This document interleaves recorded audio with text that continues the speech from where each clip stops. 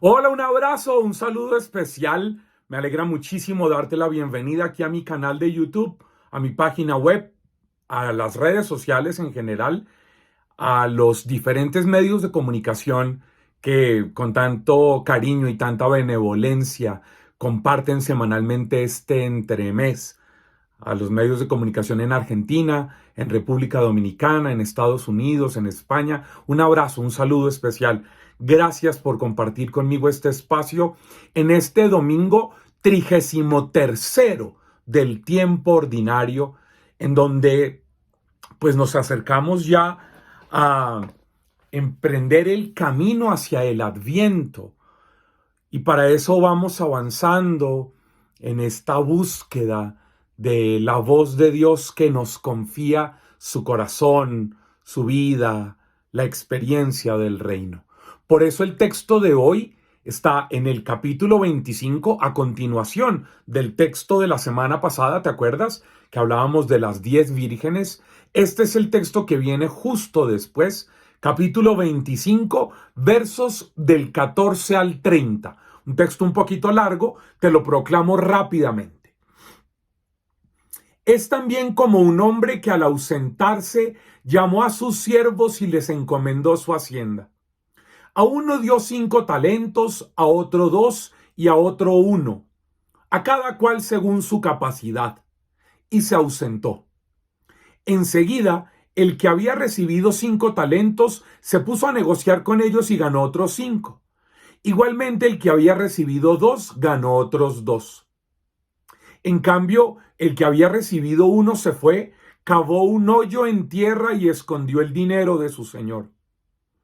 Al cabo de mucho tiempo, vuelve el señor de aquellos siervos y ajusta cuentas con ellos. Llegándose el que había recibido 5 talentos, presentó otros 5 diciendo: Señor, 5 talentos me entregaste, aquí tienes otros 5 que he ganado. Su señor le dijo: Bien, siervo bueno y fiel, en lo poco has sido fiel, al frente de lo mucho te pondré. Entra en el gozo de tu señor. Llegándose también el de los 2 talentos, dijo: Señor, 2 talentos me entregaste, aquí tienes otros 2 que he ganado. Su señor le dijo: Bien, siervo bueno y fiel, en lo poco has sido fiel, al frente de lo mucho te pondré. Entra en el gozo de tu señor. Llegándose también el que había recibido un talento, dijo: Señor, sé que eres un hombre duro, que cosechas donde no sembraste y recoges donde no esparciste. Por eso me dio miedo y fui y escondí en tierra tu talento. Mira, aquí tienes lo que es tuyo. Mas su señor le respondió: Siervo malo y perezoso, ¿sabías que yo cosecho donde no sembré y recojo donde no esparcí? Debías pues haber entregado mi dinero a los banqueros, y así al volver yo habría cobrado lo mío con los intereses. Quítenle, por tanto, el talento y dénselo al que tiene los 10 talentos, porque a todo el que tiene se le dará y le sobrará, pero al que no tiene, aún lo que tiene se le quitará. Y al siervo inútil, échenlo a las tinieblas de fuera, allí será el llanto y el rechinar de dientes. Amén. Bueno, un texto conocidísimo. Lo conocemos como la parábola de los talentos. Pero a mí me llama la atención y me parece importante compartir contigo y revisar un par de cosas. La gente normalmente, cuando habla de esta parábola, habla de Dios que nos ha dado capacidades, dones, carismas, talentos. Y sí, está bien, es verdad. Pero no se te olvide que ya desde el Concilio Vaticano II, a través de algunos de sus grandes teólogos, se nos ha dicho que Dios no da cosas, sino que Dios se da a sí mismo. Teniendo esto presente, lo que se nos plantea en el texto es cómo la imagen que se tenga de Dios nos habilita o nos paraliza a la hora de multiplicar su presencia en medio de los demás. Si Dios no nos da cosas, sino que se da a Él, se entrega a Él, se regala a Él, pues quiere decir que Él se nos da para que nosotros multipliquemos su presencia en los demás. Pero, insisto, esto depende de qué percepción, de qué imagen, de qué comprensión tengas tú de Dios. ¿Por qué? Hombre, porque yo no sé si te diste cuenta, en el tercer siervo, ese al que le habían confiado su señor un talento, dice, tuve miedo de ti. Es bien interesante esta comprensión. Por eso me dio miedo, dice el verso 25, y fui y escondí en tierra tu talento. Tuve miedo y fui y escondí en tierra. Si la imagen que nosotros le transmitimos a nuestra gente acerca de Dios es una imagen llena de temores, de miedos, de terror, de angustias, de castigos, de señalamientos, de condenaciones, de un Dios que manda pruebas, de un Dios que hace zancadilla, de un Dios que castiga. Si esa es la imagen que nosotros le transmitimos a nuestra gente, va a suceder lo que sucedió en este tercer siervo, y es que se va a paralizar. La imagen de un Dios que genera miedo estanca, paraliza, no genera crecimiento, no genera nuevas posibilidades de creación, no da fruto. Porque si tú te das cuenta, los primeros dos siervos, a quien su señor les confió 5 y 2 talentos respectivamente, ¿qué hicieron? Lo multiplicaron y dieron fruto del 100%, porque su gratitud, su relación con su Señor los potenció, los movilizó, los hizo generar dinamismos, los hizo crecer, los hizo animarse a trabajar y a producir más. ¿No será que en los grupos, en las comunidades, en los movimientos, en las parroquias, donde no hay crecimiento, donde no hay mucho movimiento, donde no hay grandes frutos, será que los líderes hemos mostrado una imagen errónea de Dios? ¿No será más bien que si nosotros le presentamos a la gente el Dios que confía en ti?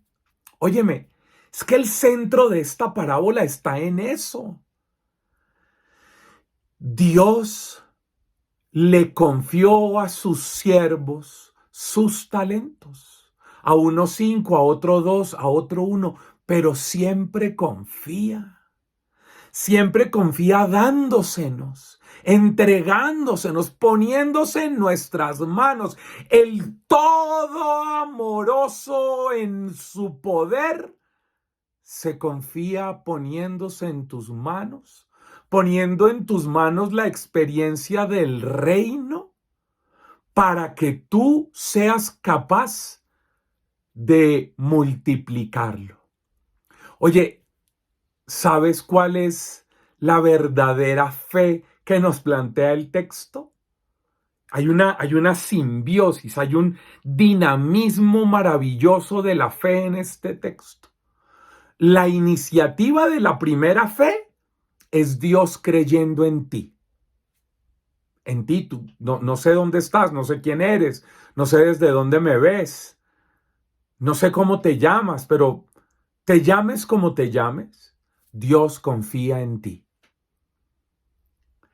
La fe no es tanto lo que andan por ahí, algunos que predican y que cantan diciéndole a la gente que tienen que creer en Dios, No, no, no. El primer dinamismo de la fe es que Dios cree en ti y confía en ti.